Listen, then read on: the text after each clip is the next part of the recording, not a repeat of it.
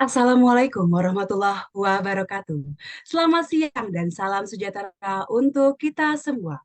Selamat datang di acara webinar Pentingnya Penanganan Alergi Susu Sapi, Optimalkan Perkembangan Kognitif Anak.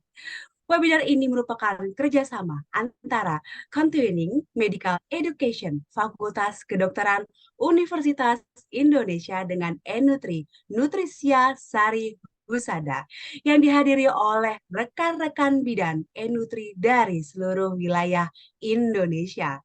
Dapatkan sertifikat dengan akreditasi Ikatan Bidan Indonesia untuk peserta yang hadir dengan mengikuti keseluruhan acara webinar Enutri hari ini.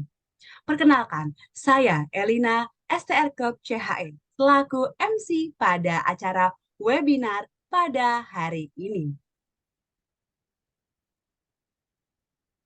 Selamat datang saya ucapkan kepada narasumber kita pada hari ini yaitu Dr. Nia Kurniati, spesialis anak konsultan, serta Dr. Angga Wirahmadi, spesialis anak konsultan, selaku moderator pada hari ini.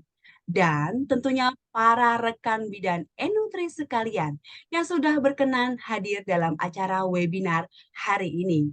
Sebelum masuk ke agenda acara selanjutnya, pertama-tama marilah kita berdoa terlebih dahulu untuk kelancaran acara hari ini, untuk kesehatan dan keselamatan kita semua, serta untuk para teman sejawat yang sedang sakit maupun telah wafat mendahului kita. Berdoa sesuai dengan agama dan kepercayaan masing-masing. Saya persilahkan.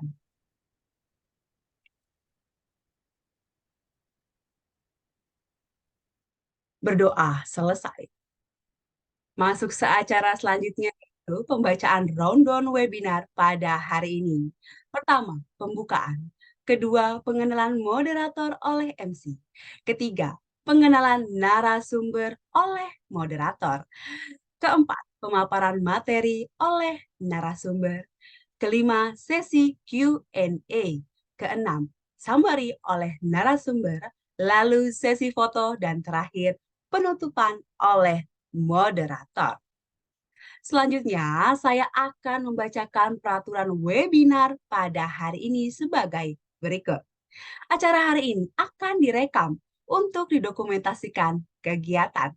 Semua peserta kegiatan tidak perlu mengetikkan nama dan kehadiran di kolom chat karena nama peserta akan secara otomatis terbaca di sistem Enutri.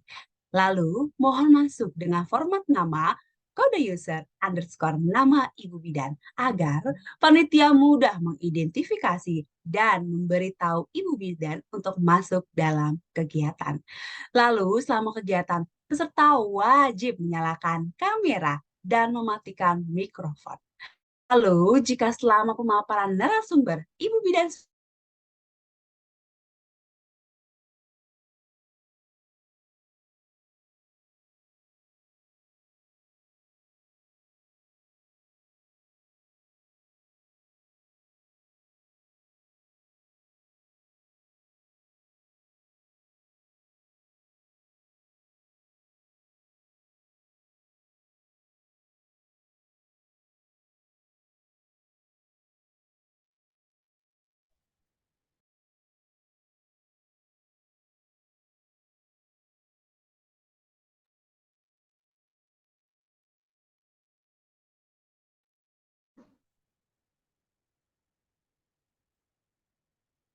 Baik, semua peserta yang hadir wajib mengerjakan seminar survei di akhir kegiatan.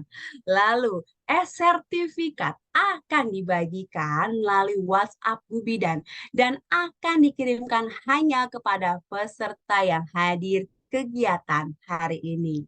Baiklah, selanjutnya saya akan membacakan yaitu CV dari Dr. Angga Wirahmadi selaku moderator kita pada hari ini. Dr. Angga dengan nama lengkap, Dr. Angga Wirahmadi, spesialis anak konsultan. Beliau menyelesaikan pendidikan di tahun 2002 sampai 2006 di Universitas Indonesia program studi pendidikan dokter. Lalu, di tahun 2006 sampai 2008 menyelesaikan pendidikan di Universitas Indonesia, program profesi kedokteran. Di tahun 2011 sampai 2015, beliau menyelesaikan pendidikan di Universitas Indonesia, program pendidikan dokter spesialis anak. Lalu di tahun 2020 sampai 2022, beliau menyelesaikan pendidikan di Universitas Indonesia, program pendidikan dokter spesialis anak, konsultan peminatan tumbuh kembang pediatri sosial. Lalu beliau memiliki pengalaman pekerjaan yang luar biasa di tahun 2018 hingga sekarang sebagai dokter spesialis anak di RSUPN Dr. Cipto Mangunkusumo. Lalu di tahun 2019 hingga sekarang beliau berpraktek sebagai dokter spesialis anak di Rumah Sakit Hermina Jati Negara. Dan di 2022 sampai sekarang, beliau berpraktek sebagai dokter spesialis anak di Klinik Tumbuh Kembang Balita Cempaka Putih. Dan beliau pun memiliki pengalaman organisasi di tahun 2018 hingga sekarang sebagai anggota UKK Tumbuh Kembang Pediatri Sosial Ikatan Dokter Anak Indonesia.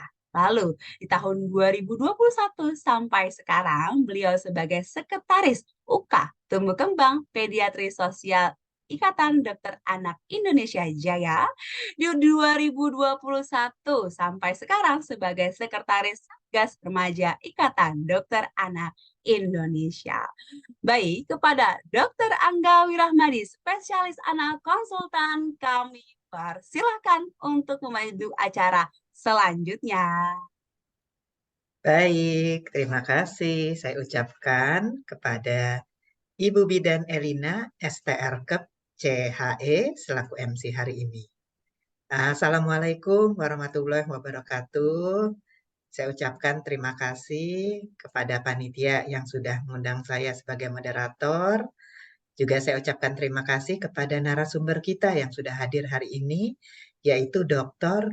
Nia Kurniati, spesialis anak konsultan, dan juga tentunya kepada para ibu bidan hebat Nutri yang sudah menyempatkan di hari Minggu siang ini untuk hadir. Jadi ibu-ibu bidan sudah menyempatkan hadir lebih dipilih daripada tidur, main sama anak atau jalan-jalan. Hebat sekali ibu bidan sekalian.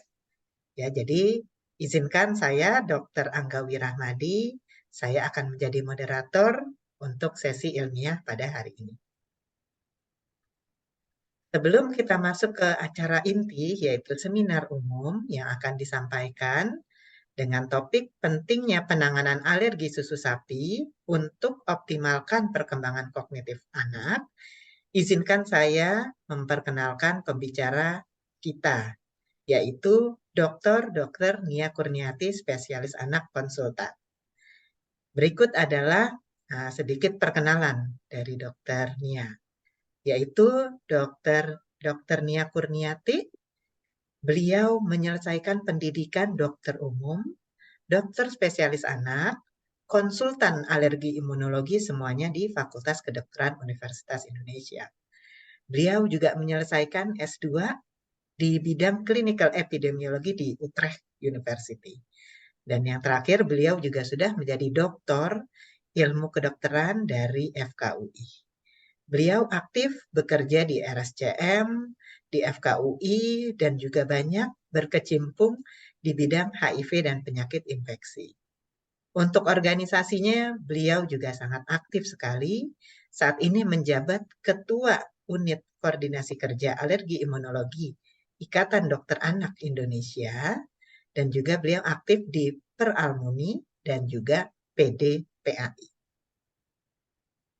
Mungkin untuk perkenalan Dr. Nia cukup sekian. Sebelum kita mulai sesi ilmiah, saya ingatkan bahwa para ibu bidan tidak perlu menulis data diri, tidak perlu melaporkan bahwa saya hadir, tidak perlu karena sudah tercatat secara otomatis.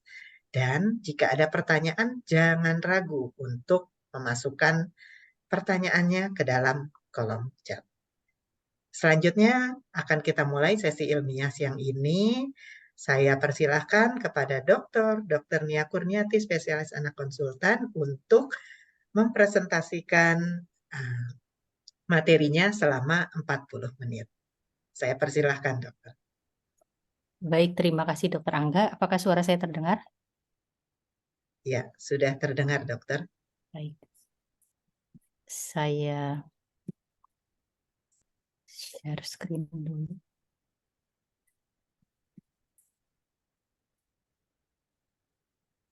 Baik, Assalamualaikum warahmatullahi wabarakatuh. Siang ini saya diminta menceritakan lagi mengenai program problem alergi susu sapi yang sebetulnya mungkin bukan hal yang asing ya, yang dihadapi oleh ibu-ibu semua, ibu dan bapak, karena ada Pak Angga ya di sini. Eh, jadi alergi susu sapi itu dianggap sebagai penyakit yang kondisi yang umum kita temukan pada bayi hingga batita. Umumnya setelah lewat periode 3 tahun, eh, bayi-bayi itu, anak-anak itu tidak lagi mengalami alergi sebetulnya. Tetapi nanti kita akan bahas lebih lanjut. Hanya saja umumnya kita mengenalnya sebagai masalah pada saat usia bayi ya. Topik ini saya akan bahas menjadi 3 bagian, bahkan lebih banyak di dalamnya. Kita belajar mengenai alergi susu sapinya dulu ya. Yang dinamakan alergi susu sapi artinya reaksi yang tidak diinginkan terhadap protein susu sapi yang dasarnya adalah respons imunologis. Respons imunologis yang dimaksud adalah bisa karena antibodi IgE, jadi ada antibodi khusus untuk alergi yang spesifik untuk susu sapi. Jadi antibodi alergi ini tidak bisa bereaksi terhadap bahan lain selain susu sapi. Kemudian uh, kemudian ada juga respons alergi yang disebabkan oleh ada seluler, tapi ini agak susah dibuktikannya. Hanya saja kita akan selalu mendapatkannya secara klinis, ya.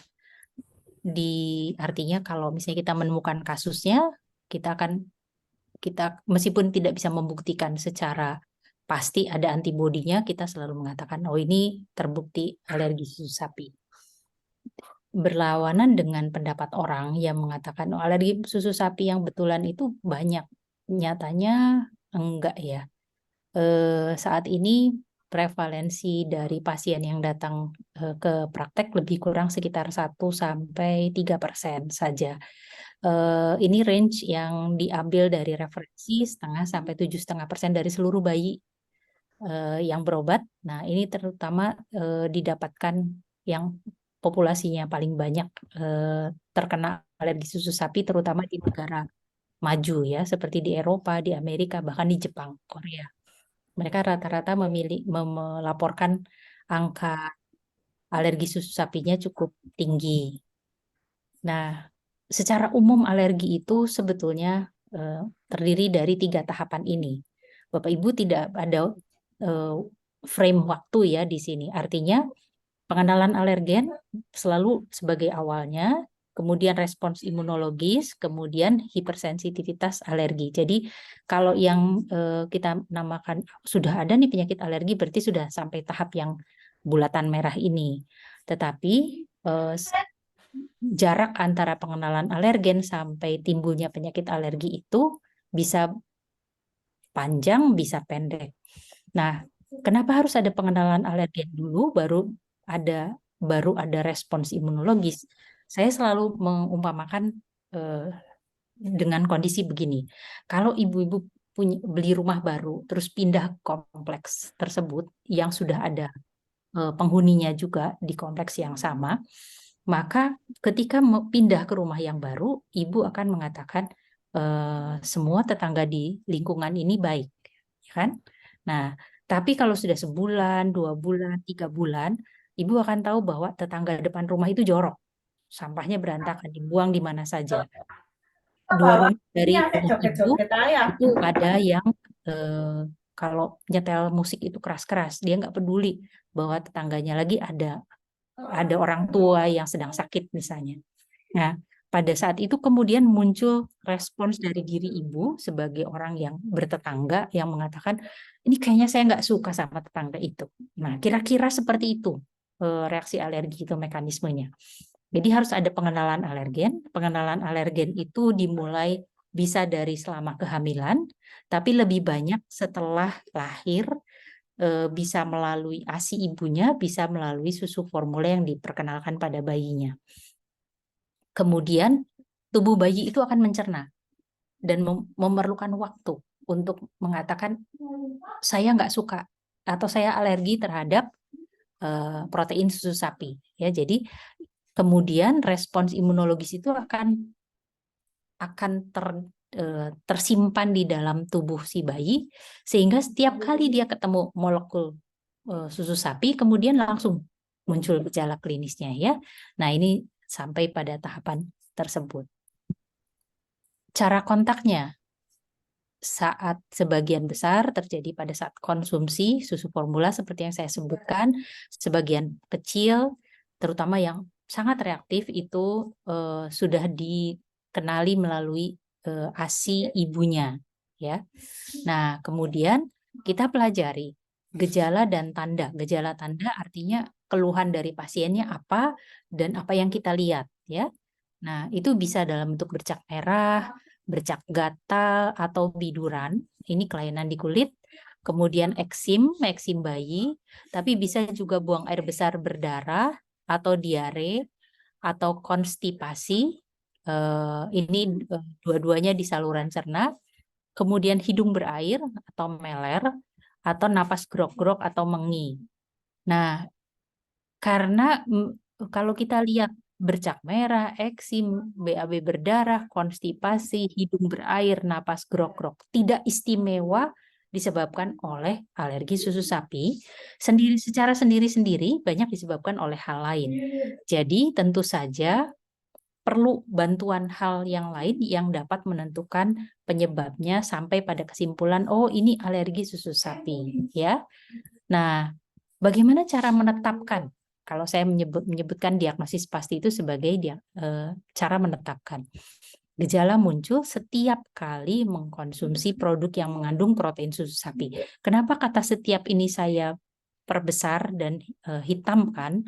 Karena kalau misalnya jawabannya, ya kalau dia minum kadang-kadang muncul, kadang-kadang enggak. Mestinya bukan dari sumber yang sama.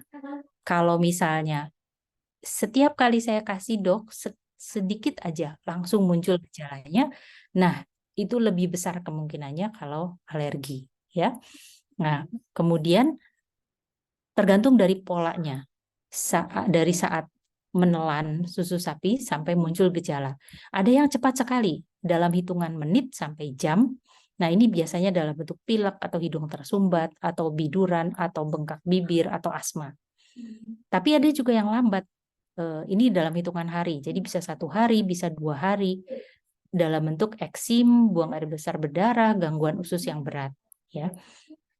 Nah, oleh karena itu, 2 hal ini adalah data yang bisa kita dapatkan dengan melakukan penelusuran, wawancara. Betul nggak, Bu? Cepat nggak, Bu? Dan sebagainya. Jadi selama orang tuanya bisa menjelaskan, umumnya kita bisa menentukan, oh ini ada hubungan waktu yang sangat jelas. Oke. Nah, bagaimana dengan pemeriksaan laboratorium? Bisa diperiksakan antibodi spesifik susu sapi atau misalnya skin test ya. Tetapi tetap saja bukan diagnosis pasti karena yang dia tes itu bukannya penyakit alerginya tapi antibodi terhadap susu sapinya. Jadi jelas berbeda dengan penyakit alerginya. Nah, prosedur diagnosis yang mungkin yang bisa dilakukan adalah bila dilakukan eliminasi. Eliminasi itu artinya hilangkan semua pencetus atau gampangnya dikatakan pantang ya. Karena eliminasi itu penting untuk menentukan langkah selanjutnya, kita harus berani menentukan berapa lama pantang tersebut dilakukan. Jangan terlalu lama, cukup 2-3 minggu. Ya, sampai gejala klinisnya, misalnya kelainan kulitnya menghilang, membaik, pileknya nggak ada keluhan di saluran cerna misalnya. Nah, setelah itu direncanakan untuk provokasi. Ini seperti tantangan. Kalau saya coba, muncul juga nggak gejalanya? Kalau misalnya dicoba, ternyata nggak muncul, nah jangan-jangan ada sebab lain ya yang menyebabkan keluhan yang dikeluhkan sebelumnya. Jadi ini provokasi itu sengaja diberikan atau dipajarkan. Kita mulai belajar dengan gejala kulit dulu ya. Ini gejala kulit yang sering Bapak Ibu temukan pada bayi. Ya, mana yang alergi di antara 3 ini? Jawabannya tidak ada. Ini bayi baru lahir. Ini acne neonatorum. Ya, ini terjadi karena reaksi kulit dengan bakteri di kulit. Kemudian ini juga erythema toxicum. Ini juga pengenalan dari kulit bayi terhadap lingkungannya dan bisa ada kuman juga terlibat di dalamnya. Kemudian yang terakhir ini cuma bercak-bercak putih di hidung, di pipi, biasanya ini milia. Tiga-tiganya itu termasuk kelainan kulit bayi yang sering ditemukan, tetapi tidak ada hubungannya dengan alergi. Ya, jadi pada tahap ini sebaiknya tidak langsung mengatakan, oh ini anaknya alergi susu sapi, Bu. Langsung dihentikan. Padahal bukan pada usia ini biasanya. Ya, jadi ini gambarnya seperti itu. Oke, bagaimana dengan yang di kulit yang lainnya nih? Ini eksim, ini kebetulan di lipatan lutut ya, di belakang lutut. Ini di punggung kaki. Eksim ini dapat terjadi sejak lahir, tapi bisa juga mulainya pada usia lebih tua. Umumnya dikatakan sebagai bawaan, artinya orang tuanya punya bakat alergi.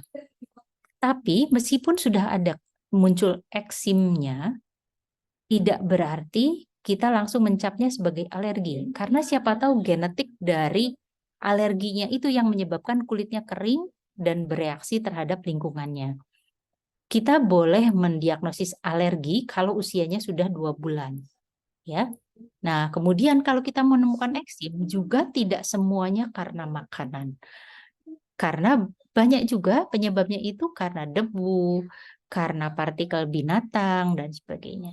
Jadi ini perlu dibuktikan dengan hubungan waktu yang jelas. Ya, jadi kalau eksim tetap aja harus hati-hati. Mungkin kemungkinannya sudah lebih besar, tapi tetap harus hati-hati. Kita bicara gejala saluran napas. Bayi grok-grok. Ini banyak terjadi pada bayi dengan orang tua alergi. Tapi kalau bayi umur 1-6 bulan, ini merupakan penyesuaian ke dunia luar. Pertanyaan ke ibu harus kita tanyakan, apakah mengganggu tidur? Apakah mengganggu proses menyusu? Kalau jawabannya enggak, tidurnya tenang, menyusunya juga lancar, ya nggak perlu diobati. Itu adalah adaptasi dia ke dunia luar dan bisa berlangsung sampai umur 6 bulan. Pengalaman saya biasanya puncaknya adalah umur 3 bulan. Grok-grok begitu ya. Kemudian yang umur 4 bulan. Nah, ini saya berikan contoh kasus. Datang dengan keluhan batuk pilek. Pertama, kita langsung tanya, ada yang nularin atau tidak? Karena sekarang lagi musim batuk pilek. Ya, bayi-bayi yang di rumah itu jadi korban penularan, entah dari orang dewasa di sekitarnya yang keluar masuk rumah karena bekerja, atau kakaknya yang udah sekolah. Pertanyaan berikutnya adalah, ada sesak atau tidak? Biasanya ada demam ringan. Nah, yang harus dilihat adalah napas cuping hidung ada atau tidak.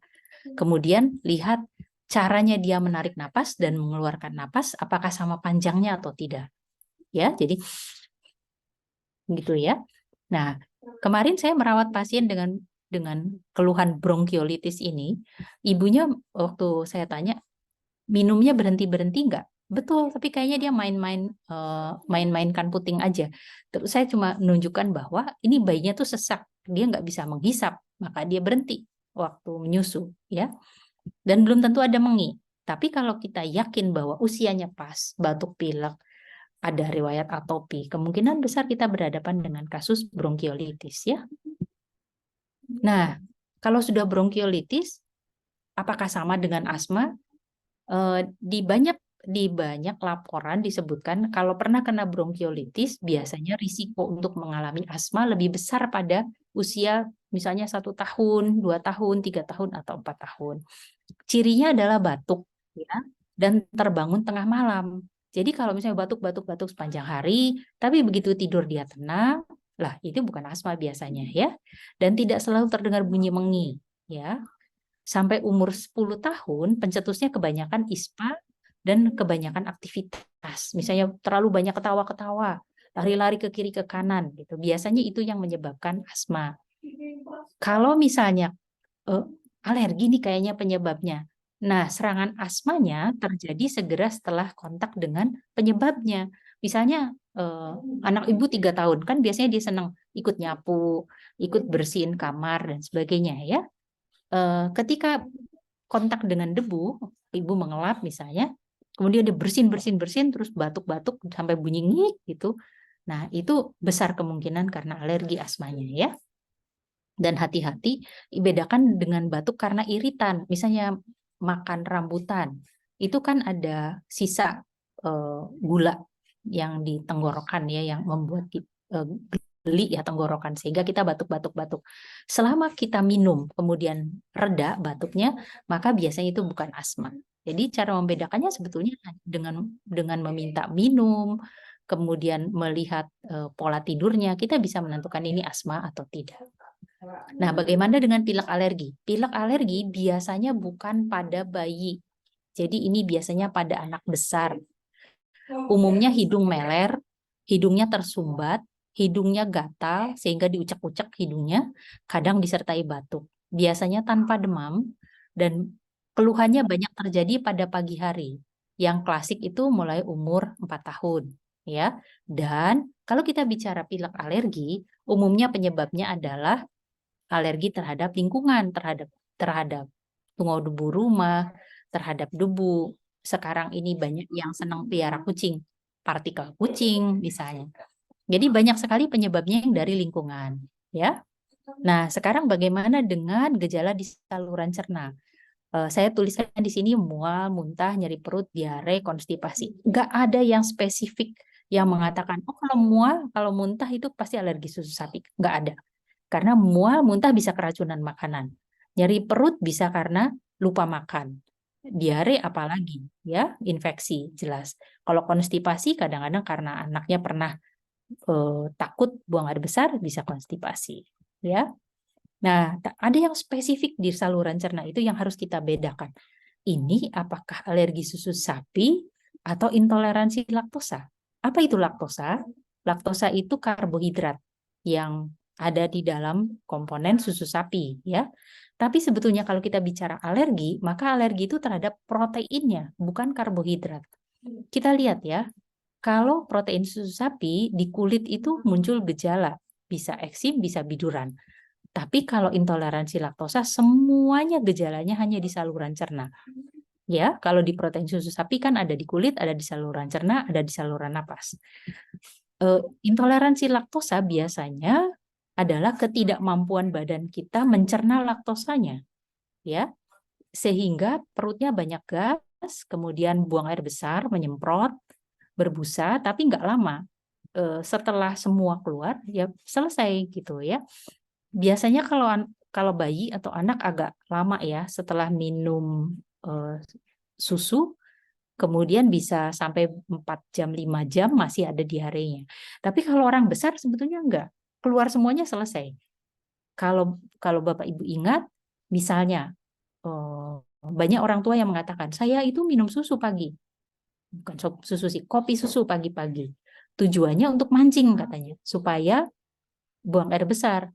Tapi sebetulnya itu terjadi karena dia menggunakan intoleransi laktosanya untuk memaksa buang air besar kan, selesai kan. Jadi dia nggak ada lagi buang air besar sepanjang hari itu. Itu yang digunakan. Jadi banyak sekali kasus yang menggunakan intoleransi minum susu pagi-pagi itu tujuannya untuk bisa buang air besar dengan lancar. Ya. Nah, hati-hati dengan infeksi saluran cerna. Karena gejalanya sama, mual, muntah, diare. Bedanya ada demam. Kalau alergi susu sapi murni, kalau awal, kalau nggak sampai bikin apa namanya ususnya rusak berat, itu nggak ada demam, ya. Kemudian infeksi itu juga lihat tinjanya sangat cair, ya. Kemudian bau busuk, bahkan kadang-kadang ada lendir dan darah. Ini pasti mestinya bukan alergi susu sapi, ya. Jadi harus berhati-hati dengan berbagai gejala ini karena kita kemudian memberikan obat yang tepat. Banyak sekali. Nah, Sampai kalau akhirnya penyakit alergi jadi orang yang itu kemudian kita bagi menjadi sampai ringan akhirnya dan sedang dan tertimbun berat.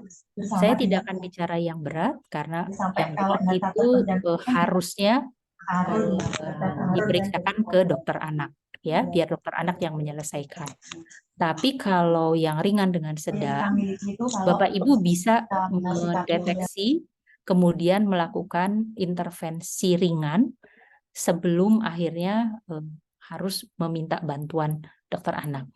Kita lihat regurgitasi berulang, ini termasuk yang sedang. Muntah, diare, konstipasi itu dianggap yang sedang. Darah pada tinja, kalau anaknya sehat, jadi berat badannya naik terus. Tapi setiap kali buang air besar ada darahnya, tapi dia nggak sakit gitu ya. Paling gelisah sedikit, ada tapi nggak demam. Kemudian berat badannya tetap naik terus. Ini biasanya ada hubungannya dengan kecurigaan alergi susu sapi. Kemudian anemia defisiensi besi ini pada tahap lanjut. Ini termasuk yang sedang. Dermatitis atopi itu termasuk yang ringan. Kalau dermatitis atopinya yang ringan. Kalau seluruh tubuh itu menurut dermatitis atopinya sendiri sudah sedang, ya.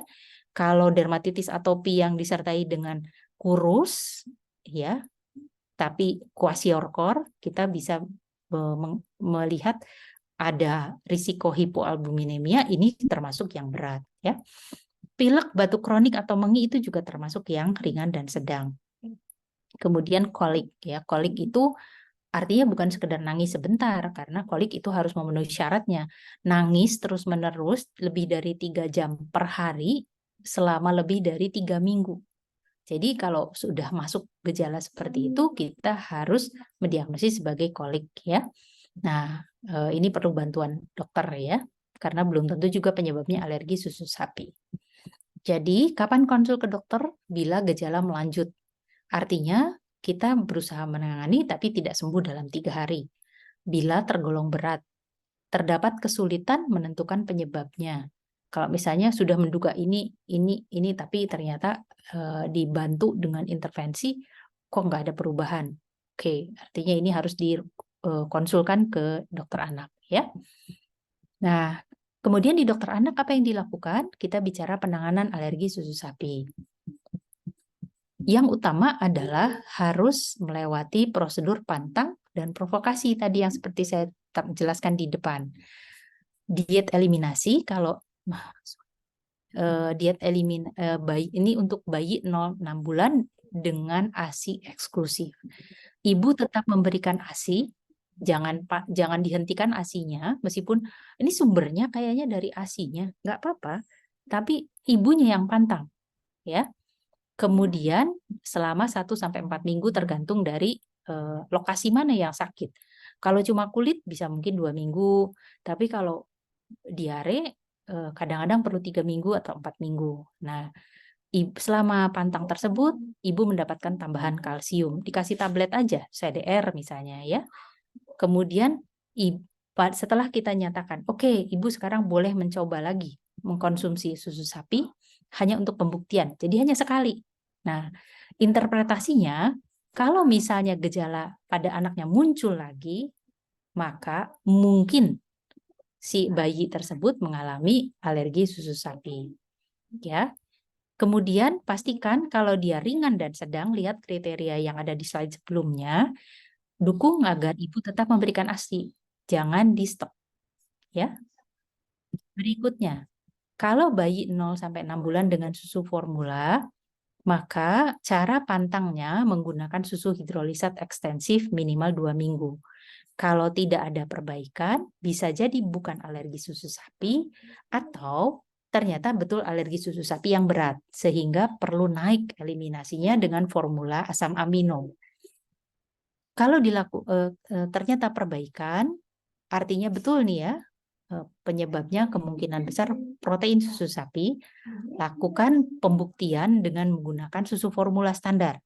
Ya, kalau provokasinya menimbulkan gejala, kembali eliminasi atau pantang minimal 6 bulan sebelum dilakukan provokasi ulang. Jadi misalnya ibu mendiagnosis alergi susu sapi pada saat usianya 4 bulan dengan pantang, dengan provokasi umur 5 bulan. Ya, ternyata terbukti. Maka tambah 6 bulan. Kapan dicoba lagi? Pada usia 11 bulan. Kira-kira seperti itu ya. Kemudian provokasi yang tidak menimbulkan gejala, kalau misalnya sudah diberikan, ternyata nggak ada apa-apa, coba berikan susu formula standar dan cari penyebab alergi yang lain. Ya. Nah, kalau lihat bagannya harusnya seperti ini. Jadi kalau kita menemukan gejala alergi susu sapi yang ringan dengan sedang, maka dilakukan diet eliminasi dengan formula hidrolisat ekstensif. Kalau tidak ada perbaikan, kita boleh gunakan formula asam amino. Kalau ada perbaikan, langsung uji provokasi. Kalau tidak muncul, berarti mungkin bukan murni dari ini, tapi kita bisa berikan susu formula susu sapi yang standar, tetapi di bawah pengawasan. Gejala kalau misalnya dilakukan uji provokasi, kemudian gejala muncul kembali, maka ini diberikan formula hidrolisat ekstensif minimal 6 bulan. Ya. Oke, nah sekarang kalau bayi 6-12 bulan bagaimana caranya? Diagnosis ditegakkan oleh dokter dengan pantang dan provokasi. Nah, pada usia ini kan sudah mulai ada MPASI. Cari yang sederhana dulu dan tanpa susu. Ya, kalau yang sudah ketahuan alergi susu sapi.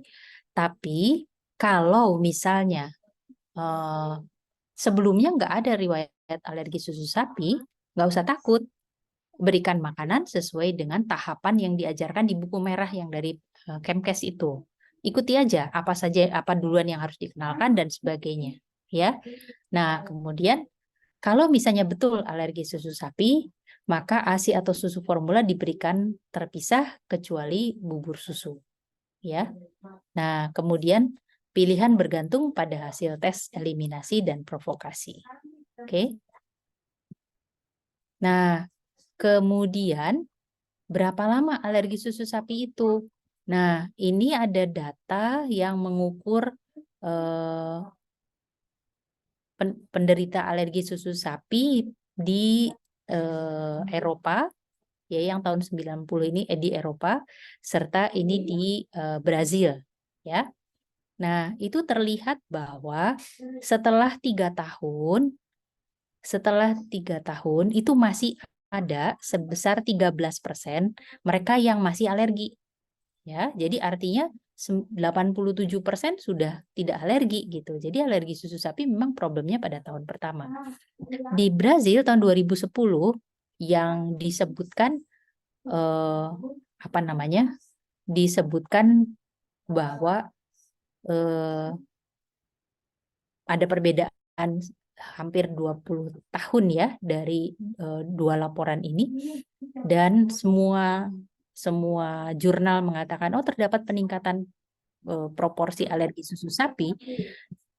Pada laporan ini terlihat bahwa memang yang menderita alergi susu sapi cukup banyak, dan bahkan pada usia 1 tahun aja masih banyak, ya. Nah, setelah umur 10 tahun ada sekitar 30% mereka yang masih mengalami alergi susu sapi. Saya biasanya nggak terlalu pusing kalau untuk anak di atas umur 5 tahun ya. Saya bilang kasih makan aja yang benar. Nggak usah pakai susu, nggak apa-apa gitu. Karena susunya hanya menjadi pelengkap ya. Nah, sekarang kita belajar dulu, kan sudah ada tata laksananya tadi ya, pakai susu hidrolisat ekstensif. Ada susu asam amino yang saya perkenalkan istilahnya. Kita belajar dulu, itu asalnya dari mana ya? Kita belajar molekul susu sapi. Susu sapi proteinnya itu ada yang bentuknya whey, kasein, albumin, laktoferin. Yang kita kenal biasanya yang sering kita dengar adalah whey dan kasein, ya. Whey itu komponen susu sapi yang kalau dipanaskan kemudian dia rusak. Kalau kasein enggak, dia justru tahan panas kecuali kalau sudah di atas 300 derajat. Kalau albumin dan laktoferin biasanya dia gampang rusak, ya. Nah, whey ini itu juga ada komponen alfa laktalbumin, ada yang beta laktoglobulin. Sering dengar ya, beta laktoglobulin. Biasanya ada di kampanye ASI. Nah, kalau whey itu dapat menimbulkan alergi pada kondisi fresh milk. Misalnya Bapak Ibu langganan susu dari peternakan. Dia misalnya dari sapinya langsung diberikan, itu sudah langsung menimbulkan alergi. Bisa, itu whey ya. Kalau kasein karena dia bisa rusak karena pemanasan, maka dia tidak rusak dengan pemanasan, maka sebetulnya meskipun kita berikan dalam bentuk makanan yang sudah dimasak, itu tetap dapat menimbulkan alergi, ya. Nah, yang punya potensi reaksi silang dengan susu mamalia lain adalah kasein ini, ya. Albumin dengan laktoferin biasanya rusak dengan pemanasan. Nah, kemudian apa yang dilakukan industri supaya susu sapi ini tetap bisa menjadi makanan utama, tapi tanpa menimbulkan alergi pada bayinya. Nah, kemudian ada yang namanya teknologi hidrolisis. Artinya dikasih air, ditambah air ya, bukan seperti air kita yang di rumah ya. Tidak, susunya diberikan H2O dosis dengan cara yang khusus ya, enzimatik, kemudian dipotong. Kalau pemotongannya hanya sedikit, karena sebetulnya protein susu sapi itu kan seperti rantai gelang ya. Kalau dipotongnya sedikit sehingga masih banyak rantai panjangnya, ini banyak yang digunakan oleh industri untuk memperbaiki pencernaan. Jadi kalau misalnya kembung dan sebagainya digunakan produk yang dengan hidrolisis ringan. Tapi bisa juga parsial hidrolisis. Parsial hidrolisis artinya yang panjang-panjang itu hampir sedikit ya. Kebanyakan sudah mulai pentamer atau kuarter gitu ya.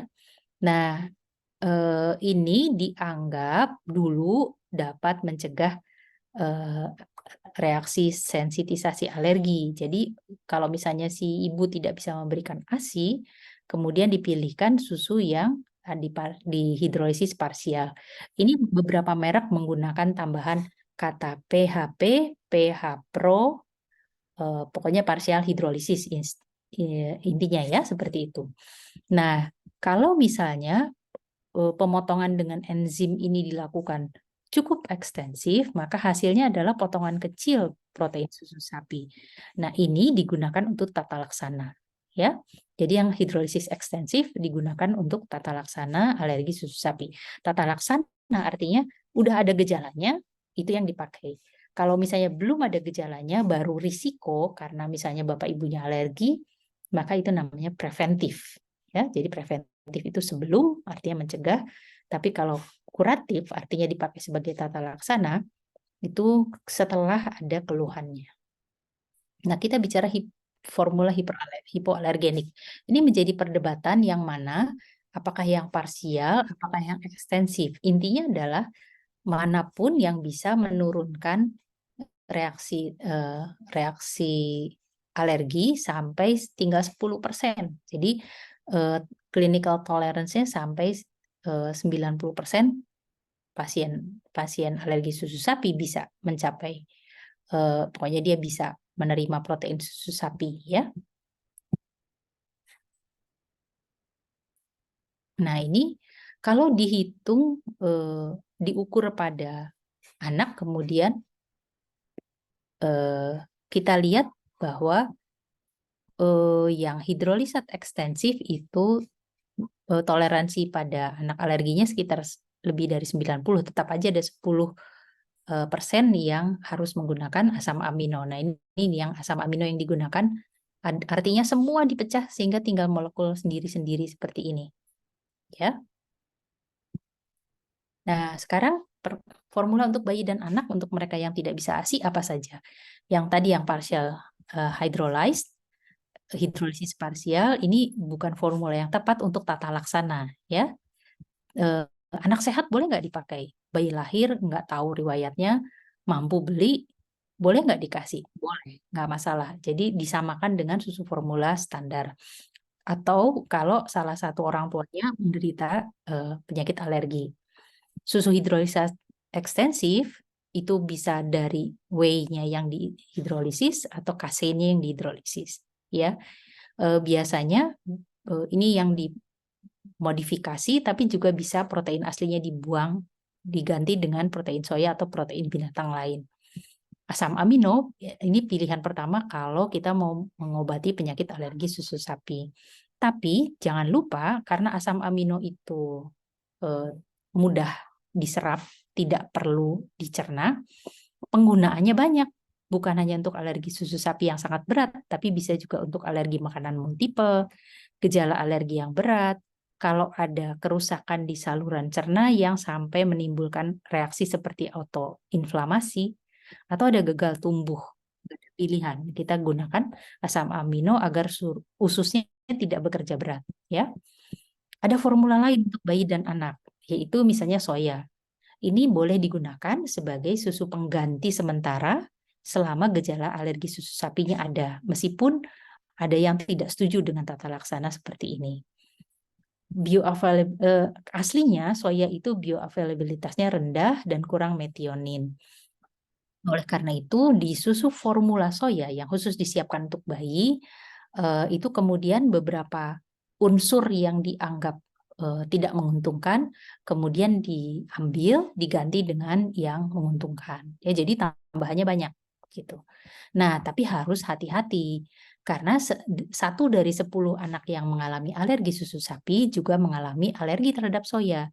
Oleh karena itu harus dicoba dulu. Kalau misalnya bisa, ya silakan.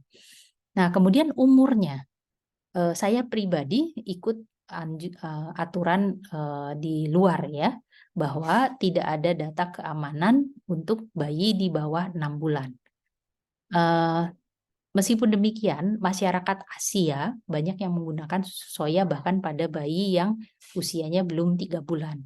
Tapi kalau ditanya dasarnya, nggak ada bukti yang mengatakan ini aman secara jangka panjang. Ya. Nah, kemudian ada susu rice based. Rice based itu proteinnya diambil dari beras. Ada yang bertanya, sama dengan air tajin? Iya, air tajin yang dimodifikasi begitu ya. Karena kemudian ditambahkan ini, ditambahkan itu sehingga memenuhi syarat sebagai susu formula untuk bayi. Tapi ini juga saat ini rekomendasinya untuk yang di atas 6 bulan. Bagaimana dengan susu mamalia lain? Nah, hati-hati tadi kita belajar mengenai kasein dan whey, itu bisa terjadi reaksi silang. Artinya, sudah alergi dengan protein susu sapi, kita berikan susu kambing, dia juga alergi terhadap susu kambing. Ya, jadi itu reaksi silang. Nah, kemudian kalau susu mamalia lain ini misalnya tidak dilakukan pengolahan, tidak dipasteurisasi, tidak dibuang unsur yang berbahayanya, misalnya karena di dataran tinggi Tibet misalnya mereka memberikan susu yak kambing gunung itu terhadap bayi-bayi atau apa ya mamalia lain yang biasanya digunakan di daerah tinggi ya. Nah, tapi kalau tidak diperas langsung diberikan ke anaknya, ini tidak cocok ya, tidak sesuai dengan rekomendasi dunia. Susu keledai bukan susu kedelai ya.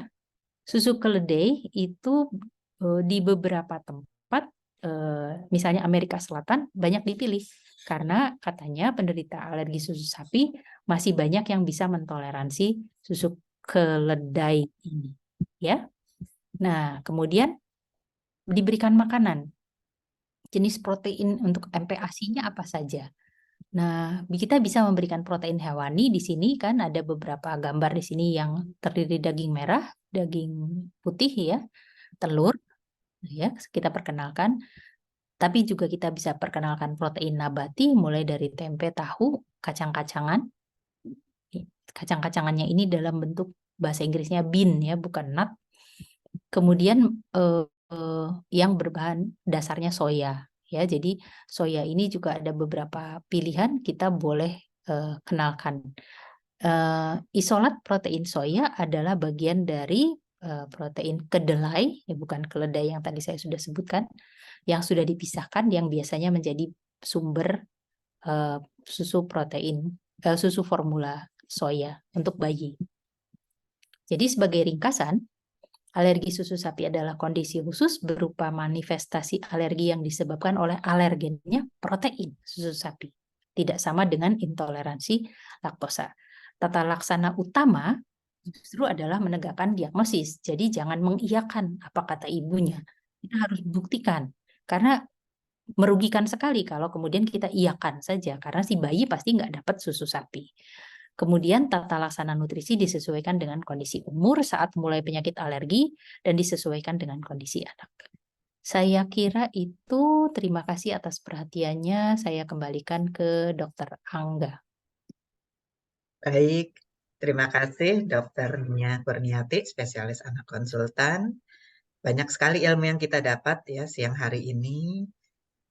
Gejala alergi susu sapi sangat banyak dan ternyata tadi Dr. Nia menyampaikan bahwa teman-teman bidan boleh menangani. Ada kasus tertentu saja yang teman-teman harus rujuk. Nah, selanjutnya kita masuk nih ke sesi diskusi. Ya, saya lihat sudah banyak pertanyaan ya dari teman-teman bidan dari banyak daerah di Indonesia ya. Mungkin izinkan saya membacakan beberapa pertanyaan. Yang pertama ini Dr. Nia dari Bidan Wiwi di Karangawan. Silahkan. Baik ya. Jadi Bidan Wiwi ini menanyakan bahwa apakah ada dok alergi susu sapi namun merek susu formula tertentu saja, merek yang lain tidak. Dan apa pengaruhnya bisa terjadi hal demikian? Dan apakah alergi susu sapi itu bisa hilang saat usia anak lebih tua ataupun saat dia mencapai dewasa? Silahkan dokter. Baik, terima kasih Bu Wiwi. Sebetulnya kan tadi seperti yang saya sebutkan di bagian akhir ya, sekitar 70% itu sudah toleran terhadap susu sapi ya, dan bisa kemudian makan apa saja yang berasal dari protein susu. Nah, kembali yang pertanyaan yang pertamanya, kalau misalnya alergi terhadap satu merek tertentu, tapi tidak terhadap merek yang lain, harus diingat bahwa setiap perusahaan itu berusaha menambahkan bahan-bahan yang dianggap berguna. Jadi misalnya ada yang menambahkan probiotik, ada yang menambahkan bahan seperti AA, DHA, kemudian ada yang apalagi ya, ada beberapa banyak ya. Kemudian ditambahkan vitamin juga di dalamnya. Dan siapa tahu sumbernya itu yang tidak bisa ditoleransi oleh si bayi.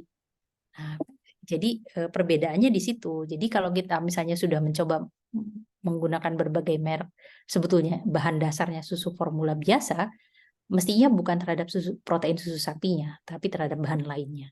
Saya kira itu bisa menjawab ya, Dr. Angga ya. Ya, baik. Jelas, Dokter Nia. Ya. Oke, selanjutnya ada pertanyaan dari Bu Bidan Hasriani dari Makassar. Pertanyaannya baik sekali ini tentang teknis di lapangan, Dokter Nia. Bagaimana penanganan alergi susu sapi pada daerah kepulauan, perbatasan, dan terpencil, di mana mungkin tidak ada nih susu-susu yang tadi Dokter Nia sampaikan.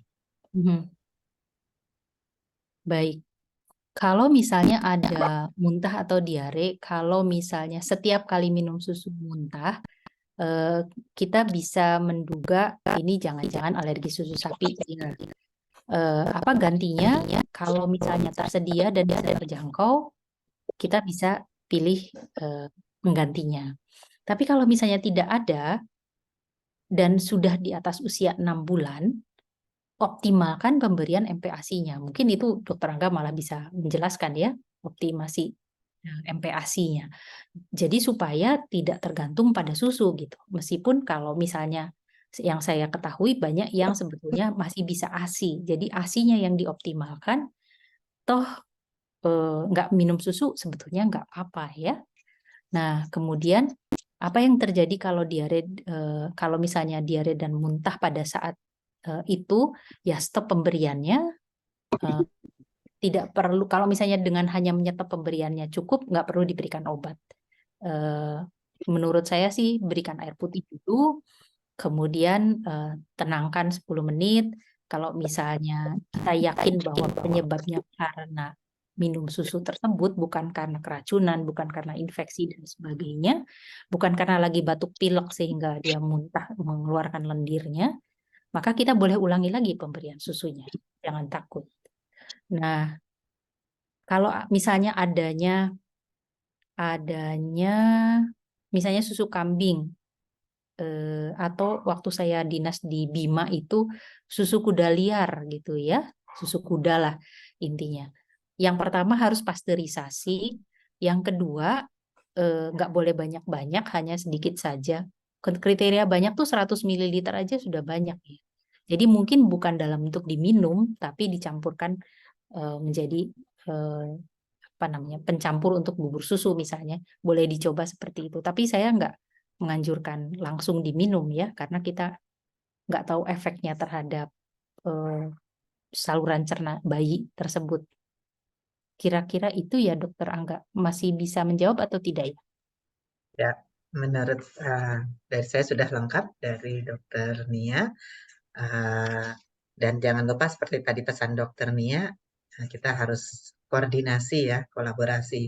Mungkin kalau teman-teman tidak bisa menangani sendiri, bisa didiskusikan dengan dokter-dokter lain yang ada di daerah tersebut. Selanjutnya, pertanyaan yang baik nih dari Ibu Samsuryani dari Bone, menanyakan apakah anak yang alergi susu sapi juga akan alergi terhadap protein daging sapi dan produk-produknya yang lain. Oh baik. Eh, Protein susu sapi berbeda dengan daging sapi. Jadi biasanya kalau kita alergi terhadap susu sapi, si anak itu alergi terhadap protein susu sapi, tetap boleh diperkenalkan daging sapi karena proteinnya berbeda sama sekali. Sama seperti daging ayamnya bisa dimakan, telurnya bisa jadi alergi gitu. Jadi itu berbeda. Jadi nggak usah takut dengan mengolah daging sapi. Kemudian pertanyaan berikutnya, kalau misalnya dideteksi pada usia yang lebih besar, pastikan dulu bahwa itu bukan intoleransi laktosa ya Bu. Misalnya sebelumnya ASI pas umur 1 tahun, kemudian baru diberikan susu formula. Nah, kita pastikan dulu bahwa gejalanya itu bukan karena intoleransi laktosa. Kalau misalnya sudah dicoba dengan susu rendah laktosa, sama saja, nah mungkin ke arah alergi susu sapi. Betul. Bisa berlanjut sampai kapan? Tergantung ya, kalau kita pantang 100% memang biasanya ada kesulitan untuk membuat toleransi. Tapi sekarang pendapatnya adalah kalau misalnya gejalanya ringan dengan sedang, kalau cuma merah-merah aja, boleh nggak diperkenalkan? Boleh, tapi jangan dalam bentuk susu. Susunya dimasak dulu, susunya dimasukkan ke dalam telur dadar, susunya dimasukkan ke dalam makaroni misalnya, atau dimasukkan ke dalam kue, dipanggang dulu, harusnya nggak apa-apa. Proteinnya tetap dapat, tetapi bahayanya kemudian bisa dihindarkan. Saya kira itu. Dikenalkan sedikit-sedikit, biasanya kemudian pada satu titik minum susu kemudian nggak masalah. Gitu. Baik, terima kasih. Menyambung pernyataan Dokter Nia tadi, ada pertanyaan dari Ibu Bidan Semi dari Sumatera Utara. Jadi bagaimana Dok untuk mencegah alergi pada anak yang lahir dari ibu ada atopi juga Dok? Oh, kalau pencegahan, eh, saya biasanya menanyakan dulu ibunya itu gatalnya karena apa. Kalau ibunya alerginya, misalnya gatalnya karena makan seafood, misalnya udang, tongkol, tuna, saya anjurkan untuk menghindari saja. Berguna untuk ibunya, pasti juga berguna untuk bayinya. Toh ininya apa namanya? Masih banyak pilihan protein makanan lain yang bisa digunakan untuk pemberian makan pada bayinya. Kemudian pencegahan yang paling utama itu nggak ada lain, berikan ASI eksklusif. Karena ASI eksklusif, meskipun ada komponen makanan yang dikonsumsi oleh ibunya, tapi sisi proteksinya juga ada. Jadi tetap saja sudah dibuktikan dengan berbagai cara. Yang paling utama adalah memberikan namanya ASI eksklusif, gitu, Dokter Angga. Baik, terima kasih. Saya rasa sudah jelas ya pernyataan dari Dokter Nia. Selanjutnya pertanyaan dari Ibu Bidan Sukaya. Ini sebenarnya sih sudah disampaikan di presentasinya Dokter Nia ya. Jadi mungkin jika masih ada pertanyaan yang kurang jelas boleh disampaikan lagi ya, Bu Bidan Sukaya. Dan selanjutnya adalah pertanyaan dari Bu Bidan Dian dari Tangerang tentang pasien usia 8 bulan alergi susu sapi. Pas penanganan awal diberikan susu formula soya usia 0 sampai 6 bulan toleransi baik. Tetapi ketika naik ke soya usia 6 sampai 12 bulan, kesannya anaknya tidak toleransi. Nah, Bu Bidan Dian ini menanyakan, masalah atau tidak sih dok, bayi 8 bulan minum susu soya 0 sampai 6 bulan. Ada pengaruhnya nggak dengan tumbuh kembangnya? Silahkan dok. Baik, kalau misalnya diberi susu-susu yang bukan susu formula biasa ya, itu memang rasanya istimewa, kalau saya boleh bilang. Bahkan soya saja nggak semua orang suka ya meminum susu soya. Apalagi yang susu yang dihidrolisis. Tapi kalau diberikan pada saat si bayi itu belum mengenal rasa, jadi antara 0 dengan 6 bulan, maka dia tidak akan menolak. Dia akan terima itu saja sebagai pembelajaran, ini susu yang bisa dia terima. Nah, kalau misalnya umurnya berubah, kemudian ini harus pindah susunya atau enggak? Ya, sebetulnya sih kalau bisa pindah-pindah, karena ada beberapa target mikronutrien, makronutrien yang komposisinya jadi berbeda, dengan asumsi setelah 6 bulan, kemudian si bayi tersebut mendapatkan MPASI. Jadi sudah dipenuhi kebutuhannya dari MPASI, sehingga tidak perlu tinggi lagi di susu formulanya. Makanya biasanya beberapa kadar mikronutrien, makronutrien itu kemudian menjadi dikurangi. Nah, tapi kalau misalnya dia nggak mau menerima, berarti kan masalah taste ya, masalah rasa. Nggak mau terima yang susu lanjutannya, apa yang bisa dilakukan? Boleh nggak? Sebetulnya kalau secara informal saya tanyakan, misalnya susu 0 sampai 6 bulan itu boleh diperpanjang sampai umur 12 bulan nggak? Biasanya jawabannya boleh sih. Nggak masalah karena itu nggak terlalu jauh beda. Tapi jangan digunakan yang susu yang di atas 1 tahun karena komposisinya jauh berbeda lagi gitu. Jadi sebenarnya masih tetap aman. Tumbuh kembangnya biasanya jadinya overweight ya. Kebanyakan jadi lebih gemuk ya. Kalau yang saya lihat dari sisi tumbuh ya. Gitu. Begitu Dokter Angga. Baik, terima kasih sudah jelas ya jawaban dari Dokter Nia. Selanjutnya pertanyaan yang cukup menarik nih dari Bidan Sumari ya dari Gorontalo. Bayi mengkonsumsi ASI ya.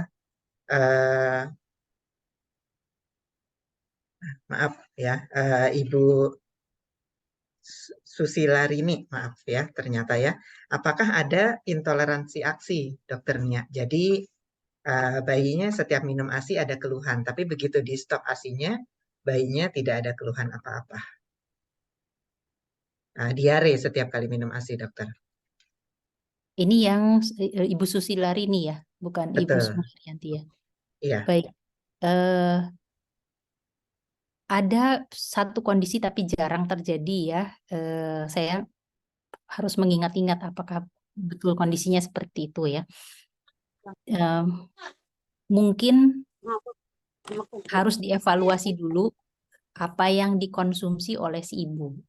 Jadi kalau makanan si ibu eh, ada bahan-bahan iritannya, bisa jadi itu masuk ke saluran cerna si bayi ya, sehingga kemudian menimbulkan diare. Contohnya ibu-ibu yang baru lahir itu kadang-kadang diberi jamu ya, jamu melahirkan gitu kan.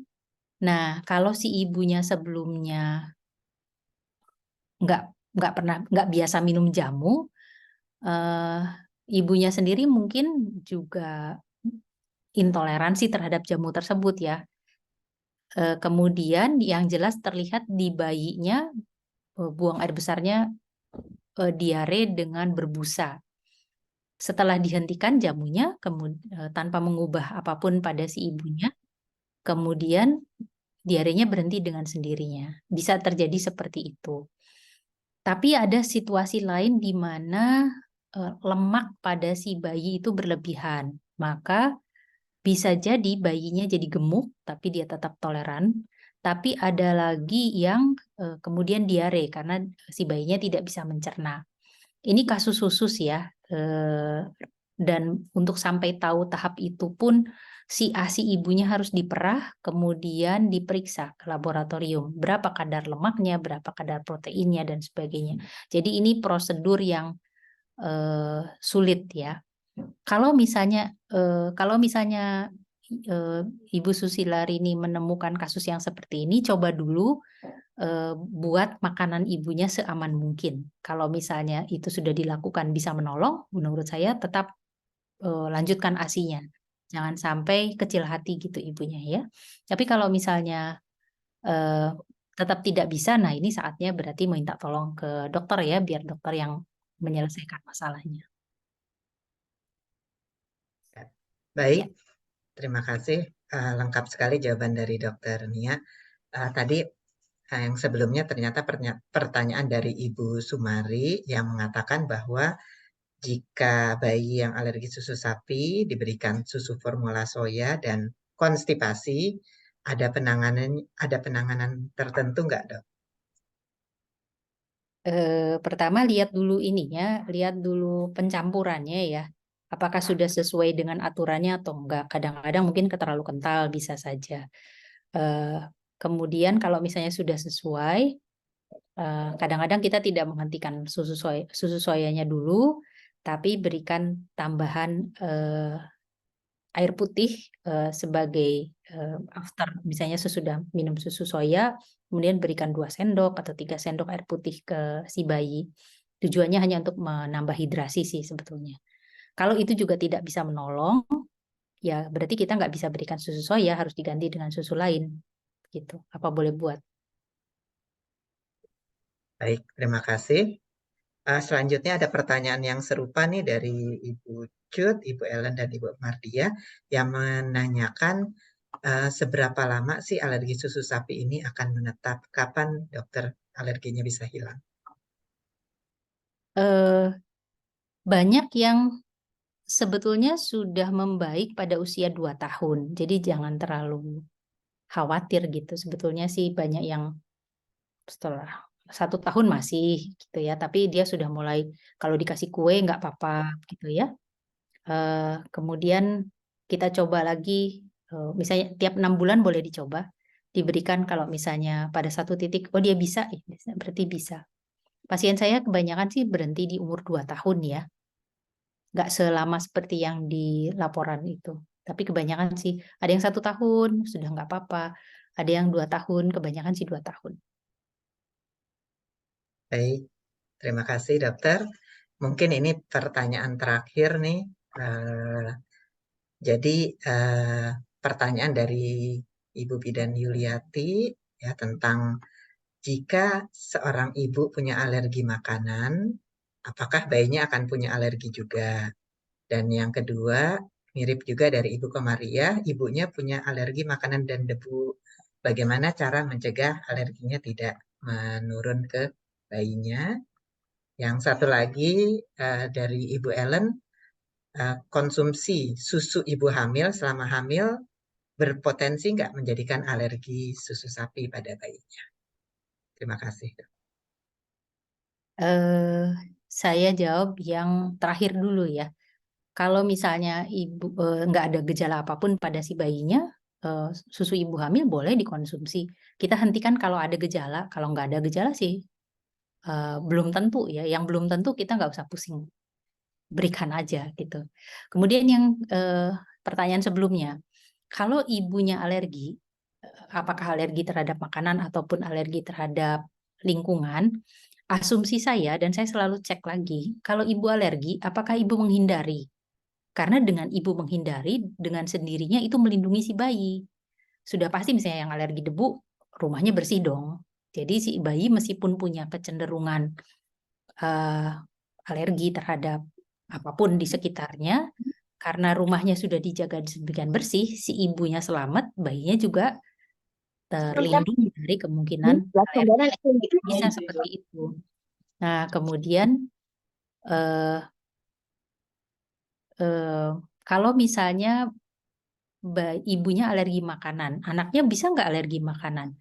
Yang penting sebetulnya ibunya alergi atau enggak, alergi terhadap apapun. Kalau ibunya alergi, maka respons nggak suka terhadap apapun itu bisa diturunkan, respons alerginya. Tapi penyebabnya bisa sama, bisa beda dengan ibunya, penyakitnya bisa sama, bisa berbeda juga dengan ibunya. Jadi kalau kita sering dapatkan, ibunya bilang, saya ini alergi obat dok. Saya cuma bilang, tenang aja Bu, nggak akan diturunkan obatnya. Jadi bayinya boleh dicoba obatnya. Tetapi reaksi alerginya mungkin muncul. Dan nyatanya setelah dicoba diberikan, bayinya baik-baik aja gitu. Jadi reaksi alerginya muncul ketika si ibunya salah makan. Jadi ibunya nggak apa-apa, bayinya kemudian muncul gejalanya. Seperti itu. Jadi respons berlebihan terhadap sesuatunya yang kita namakan alergi itu bisa muncul pada anaknya karena memang respons itu yang diturunkan. Tapi penyebabnya berbeda, kemudian intinya pun berbeda, penyakitnya berbeda. Saya kira itu Dokter Angga. Baik, terima kasih Dokter Nia atas jawabannya. Masih banyak pertanyaan, namun mohon maaf tidak bisa dibacakan semua dan ada beberapa yang juga sudah disampaikan oleh Dokter Nia saat presentasi. Terima kasih atas perhatian Ibu Bidan yang juga sudah mengirim semua pertanyaan ke chat. Mudah-mudahan kita banyak mendapat manfaat dari kuliah Dokter Nia siang ini. Dan sebelum kita tutup, mungkin dari Dokter Nia ada take home message atau pesan yang bisa dibawa pulang oleh para ibu bidan terkait penanganan alergi susu sapi untuk optimalisasi tumbuh kembang. Silahkan Dokter Nia. Baik, seperti yang saya bacakan pada ringkasan, tidak mudah mendiagnosis alergi susu sapi karena sebetulnya kalau alergi adalah kondisi khusus yang merupakan manifestasi imunologi yang disebabkan oleh protein, jadi bukan komponen yang lainnya, dan selalu muncul. Kemudian tata laksana utama adalah melakukan diagnosisnya dulu yang betul. Kalau diagnosis kita sudah salah, tata laksananya pasti salah, ya. Dan tentu saja bahaya kalau misalnya kita melakukan pemantangan karena itu akan konsekuensinya seumur hidup. Kemudian tata laksananya disesuaikan dengan umur. Saat mulai penyakit alerginya ada, tentu saja kita akan sesuaikan apa yang harus diganti, apa yang harus disesuaikan, dan sebagainya. Kemudian ada pesan sponsor sedikit. Kebetulan saya sedang melakukan penelitian intervensi. Kalau misalnya intervensinya adalah untuk bayi-bayi yang diduga alergi, diduga ya, jadi belum pasti. Kalau rumahnya dekat dengan Jakarta atau Depok, mungkin boleh dipastikan ke saya dulu supaya bisa ikut dalam penelitian tersebut. Kalau dengan syarat dia tidak ASI ya. Kalau ASI saya nggak mau terima.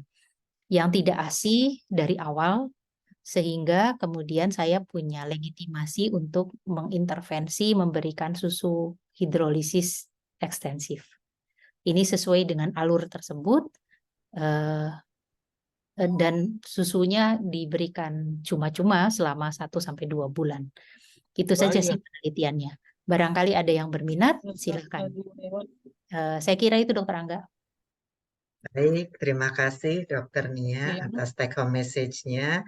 Semoga apa yang diajarkan bisa segera kita terapkan dan kita menjadi lebih teliti ya dan lebih terampil dalam menangani alergi susu sapi. Sebelum saya kembalikan ke MC, tadi saya lihat ada sesi foto bersama dulu. Apakah bisa kita lakukan sekarang sesi foto bersamanya? Mohon bantuan dari panitia untuk membantu sesi foto bersama dan mohon para ibu bidan untuk semuanya membuka kameranya.